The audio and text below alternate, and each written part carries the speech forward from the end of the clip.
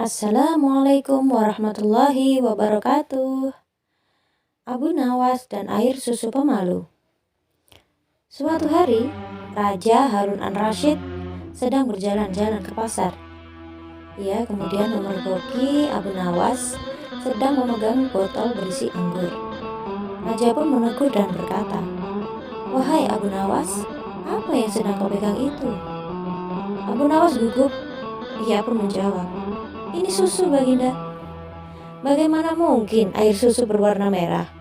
Susu itu berwarna putih bersih," ucap Raja terheran-heran atas jawaban Abu Nawas, sembari mengambil botol yang dipegang oleh Abu Nawas. "Betul, Baginda. Semula air susu ini berwarna putih bersih. Ketika melihat Baginda yang gagah dan rupawan, ia tersipu malu dan merah merona." Mendengar jawaban Abu Nawas, Raja pun tertawa dan meninggalkan Abu Nawas sambil menggelengkan kepalanya. Cerita selanjutnya. Kisah Abu Nawas pura-pura mati. Baginda Raja pulang ke istana dan langsung memerintahkan para prajuritnya menangkap Abu Nawas. Tetapi Abu Nawas telah hilang entah kemana karena ia tahu sedang diburu para prajurit kerajaan. Dan setelah ia tahu para prajurit kerajaan sudah meninggalkan rumahnya, Abu Nawas baru berani pulang ke rumah. "Suamiku, para prajurit kerajaan tadi mencarimu," kata istrinya. "Ya istriku, ini urusan gawat. Aku baru saja menjual Sultan Harun al-Rasyid menjadi budak," kata Abu Nawas. "Apa?" seru istrinya kaget. "Raja ku jadikan budak," ulang Abu Nawas. "Kenapa kau lakukan itu, suamiku?" "Supaya dia tahu di negerinya ada praktek jual beli budak, dan jadi budak itu sengsara," lanjut Abu Nawas menjelaskan. "Sebenarnya maksudmu baik, tapi Baginda pasti marah. Buktinya para prajurit diperintahkan untuk menangkapmu," kata sang istri. "Menurutmu apa yang akan dilakukan Sultan Harun al-Rasyid kepadamu?" tanya Abu Nawas pada sang istri. "Pasti kau akan dihukum berat," kata istrinya sedih. "Gawat, aku akan mengerahkan ilmu yang kusimpan," kata Abu Nawas. Abu Nawas masuk ke dalam. Ia mengambil air wudhu, lalu mendirikan sholat 2 rakaat. Lalu berpesan kepada istrinya apa yang harus dikatakan bila Baginda datang. Tidak berapa lama kemudian, tetangga Abu Nawas geger karena istri Abu Nawas menjerit-jerit. "Ada apa?" tanya tetangga Abu Nawas sambil tergopoh-gopoh. Suamiku mati," seru istri Abu Nawas. "Hah? Abu Nawas mati?" kata para tetangga hampir bersamaan. "Iya," kata istri Abu Nawas. Kini kabar kematian Abu Nawas tersebar ke seluruh pelosok negeri. Baginda terkejut. Kemarahan dan kegeraman beliau agak susut mengingat Abu Nawas adalah orang yang paling pintar menyenangkan dan menghibur Baginda Raja. Baginda Raja beserta beberapa pegawai beserta seorang tabib istana segera menuju rumah Abu Nawas. Tabib segera memeriksa Abu Nawas. Sesaat kemudian, ia memberi laporan kepada Baginda bahwa Abu Nawas memang telah mati beberapa jam yang lalu. Setelah melihat, ternyata tubuh Abu Nawas terbujur kaku tak berdaya. Baginda Raja merasa terharu dan meneteskan air mata. Beliau bertanya kepada istri Abu Nawas, "Adakah pesan terakhir Abu Nawas untukku?" tanya Baginda. "Ada, Paduka yang mulia," kata istri Abu Nawas sambil menangis. "Katakanlah," kata Baginda Raja. "Suami hamba, Abu Nawas, memohon sudilah kiranya Baginda Raja mengampuni semua kesalahannya di dunia di depan rakyat," kata istri Abu Nawas terbata-bata. "Baiklah, kalau itu permintaan Abu Nawas," kata Baginda Raja menyanggupi. Jenazah Abu Nawas diusung ke atas keranda.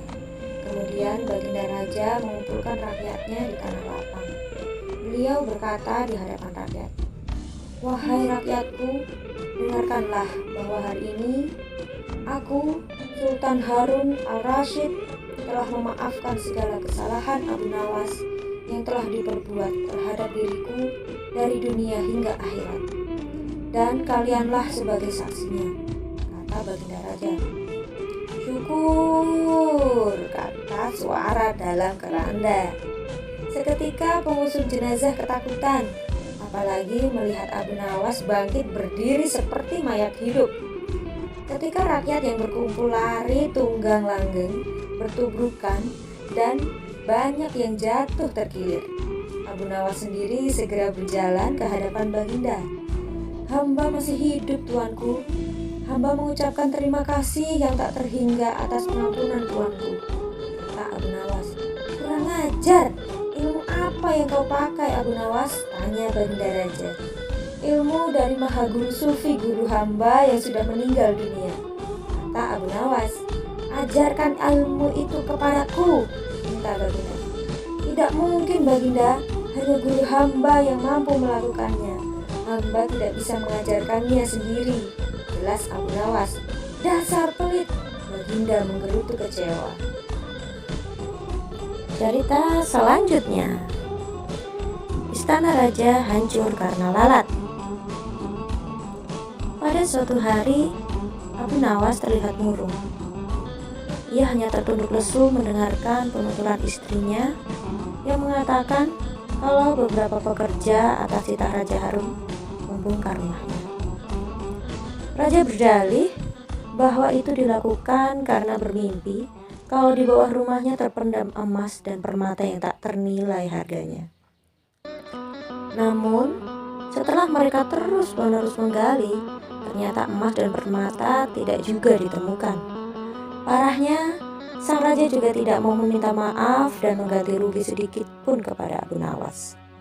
Karena itulah, Abu Nawas sakit hati dan memendam rasa dendam kepada perusak rumahnya. Lama Abu Nawas memeras otak, namun belum juga ia menemukan muslihat untuk membalas perbuatan Baginda. Makanan yang dihidangkan istrinya pun tidak dimakan karena nafsu makannya telah lenyap. Keesokan harinya, Abu Nawas melihat banyak lalat-lalat mulai menyerbu makanannya yang sudah mulai basi. Begitu melihat lalat-lalat itu berterbangan, Abu Nawas tiba-tiba saja tertawa riang seolah mendapatkan ide. Tolong ambilkan kain penutup untuk makananku dan sebatang besi, kata Abu Nawas kepada istrinya. Dengan wajah berseri-seri, Abu Nawas berangkat menuju istana. Setiba di sana, Abu Nawas membungkuk memberi hormat kepada Raja Harun. Raja Harun terkejut atas kedatangan Abu Nawas di hadapan para menterinya. Raja Harun mempersilahkan Abu Nawas untuk menghadap. Ampun tuanku, hamba menghadap tuanku Baginda hanya untuk mengadukan perlakuan tamu-tamu yang tidak diundang. Mereka memasuki rumah hamba tanpa izin dan berani memakan makanan hamba, lapor Abu Nawas. Siapakah tamu-tamu tidak diundang itu, wahai Abu Nawas? Ujar Baginda dengan bijaksana. Lalat-lalat ini, tuanku, kata Abu Nawas sambil membuka penutup piringnya. Kepada siapa lagi kalau bukan kepada paduka junjungan hamba?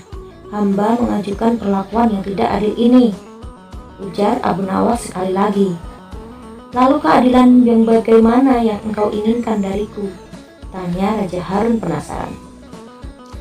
Hamba hanya menginginkan izin tertulis dari Baginda agar hamba bisa dengan leluasa menghukum lalat-lalat yang nakal itu, kata Abu Nawas memulai muslihatnya.